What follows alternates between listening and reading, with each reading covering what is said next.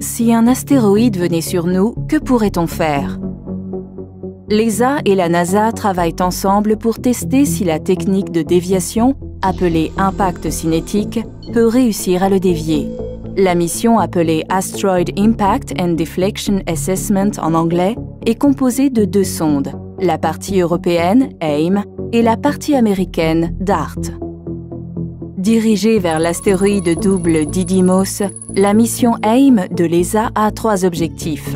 Vérifier s'il est possible de dévier un astéroïde, tester des systèmes de communication laser dans l'espace profond et explorer scientifiquement l'astéroïde binaire.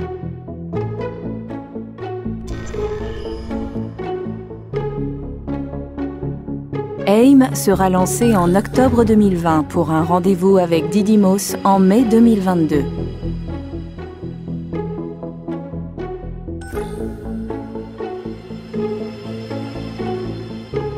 AIM sera la première sonde créée par l'homme qui atteindra un système binaire.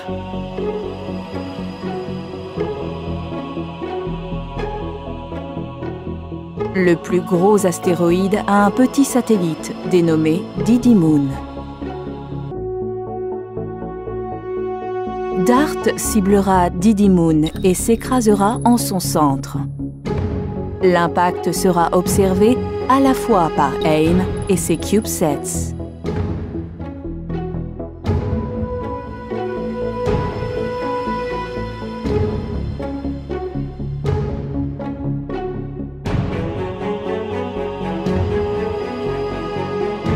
Les images thermiques au moment de l'impact donneront une idée de la quantité et du type de débris éjecté de Didymoon et de la longueur du panache qui en résultera.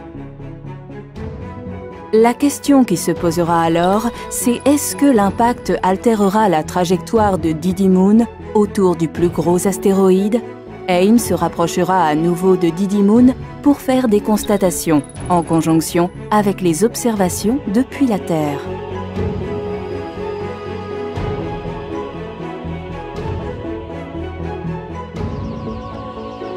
Les images haute résolution d'AIM permettront d'évaluer la taille et la profondeur du cratère laissé par l'impact et de vérifier les prédictions des modèles théoriques. L'atterrisseur répétera ses transmissions radar basse fréquence au travers de l'astéroïde pour révéler tout changement majeur dans la structure interne de l'astéroïde. AIM effectuera également un second sondage thermique et radar détaillé pour comparer en détail l'état des lieux avant et après l'impact. AIM est développé par l'Agence spatiale européenne, tandis que DART est développé conjointement par la NASA et le laboratoire de physique appliquée de l'université Johns Hopkins, en coopération avec le Centre spatial allemand et l'Observatoire de la Côte d'Azur. Ils forment l'équipe qui supervise la mission AIDA. Il existe encore 2 incertitudes. La trajectoire des gros astéroïdes est incertaine à très long terme et les petits astéroïdes ne sont pas encore tous recensés. Or, les objets célestes de moins d'1 kilomètre et de plus de 140 mètres de diamètre sont considérés comme pouvant engendrer une catastrophe régionale s'ils s'écrasent sur Terre. La civilisation n'est pas menacée dans son ensemble, mais un continent peut-être.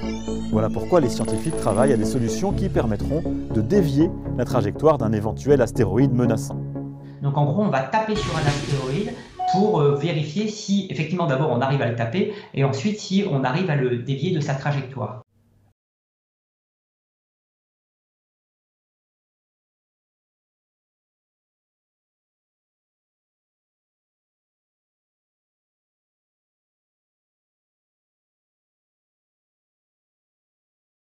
Cette couverture est sortie en juin 2020.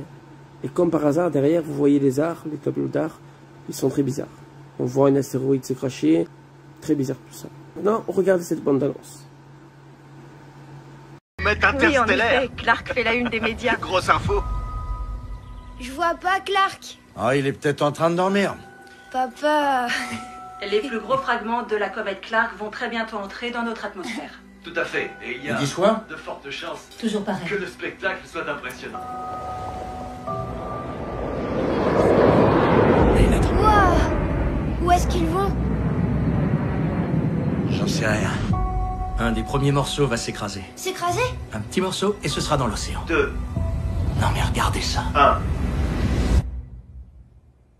Eh ben, ça a pas explosé?